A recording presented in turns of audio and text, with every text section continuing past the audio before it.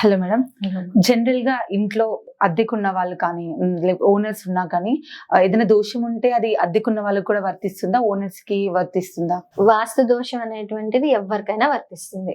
ఒకవేళ అక్కడ వాస్తు దోషం నిజంగా ఉన్నట్లయితే అది అక్కడ ఉన్న ఎవరికైనా కూడా వర్తిస్తుంది. ఇప్పుడు మనం ఒక చోట కూర్చుని ఉన్నాము, సడన్ గా పాము వచ్చింది, ఆ ఓనర్ ఎక్కడున్నాడు అనుకుని వెతుక్కుంటే ఓనర్ వచ్చాక కరుస్తానని అది కరవదు కదా. ఎదురుగుండా ఎవరు కనిపిస్తే వాళ్ళని కరిచేసి వెళ్ళిపోతుంది. ఇది కూడా అంతే, వాస్తు దోషాలు కూడా అంతే. ఎవరైతే ఎక్కువ కాలం ఒక దోషభరితమైనటువంటి వాతావరణంలో ఒక నెగిటివ్ ఎనర్జీస్ లో ఉంటారో తెలుసో తెలియకో ఆ ఎనర్జీస్ కి లోన్ అవుతారు.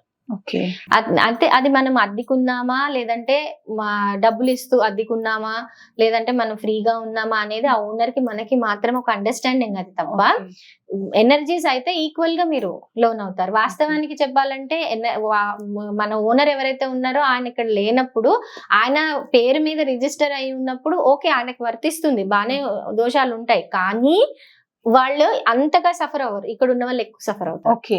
ఎలా సఫర్ అవుతారు? ఇప్పుడు ఆయన లోన్ తీసుకుని ఇల్లు కట్టాడు, మంచి ఇల్లు కట్టాడు, మీరు నెల నెల ఎంతో కొంత అమౌంట్ వాళ్ళకి రెంట్ రూపంలో ఇస్తే అది తీసుకెళ్లి బ్యాంక్ లో డిపాజిట్ చేసుకుని లోన్ తీర్చుకుందాం అనుకున్నారు. ఇప్పుడు ఏమైంది, ఇంట్లో ఉన్న వాళ్ళు అద్దెకున్న వాళ్ళకి హెల్త్ ప్రాబ్లమ్స్ వస్తున్నాయి వాస్తు దోషం వల్ల, ఒకదాని తర్వాత ఒకటి ఏదో రకాలైనటువంటి ప్రాబ్లమ్స్ వస్తున్నాయి, హాస్పిటల్ పాలవుతున్నారు. వాళ్ళు ఏం చేస్తున్నారు, వాళ్ళకున్న డబ్బులంతా హాస్పిటల్స్ కి పోస్తున్నారు, ఆ కష్టాలకు పోస్తున్నారు. వీళ్ళ దగ్గర కనీసం రెంట్ కట్టేందుకు డబ్బులు ఉండట్లేదు. నెల నెల ఓనర్ వచ్చి డబ్బులు అడుగుతున్నాడు. మరి ఇప్పుడు ఆ ఓనర్ కి డబ్బులు కట్టాలా కట్టకూడదా? కట్టాలి.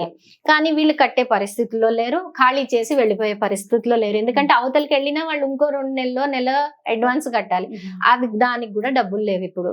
మరి ఇప్పుడు ఓనర్ ఏం చేయాలి? ఒక టెన్షన్ రన్ అవుతుంది, వీళ్ళు ఖాళీ చేయరు, నాకు రెంట్ ఇవ్వరు, నేను లోన్ కట్టుకోవాలి, ఆయన టెన్షన్ పడుతూనే ఉంటాడు. అంటే ఆయన వాస్తు దోషం వల్ల ఇక్కడ ఉన్నటువంటి వాస్తు దోషం వల్ల ఆయన ఎఫెక్ట్ అయ్యాడు, ఇంటి లోపల ఉన్నటువంటి వాళ్ళు కూడా ఎఫెక్ట్ అయ్యారు.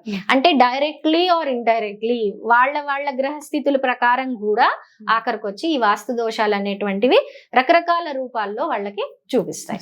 కాబట్టి వాస్తు దోషం అనేటువంటిది బేసికల్లీ ఎక్కడ ఉండకుండానే మనం చూసుకోవాలి. రెంట్కి వెళ్ళినా కూడా మినిమం అయినా, కనీసం మినిమంలో మినిమం అయినా రెంట్కి వెళ్ళేటప్పుడు చెక్ చేసుకోవాలి. Thank you madam, thank you so much.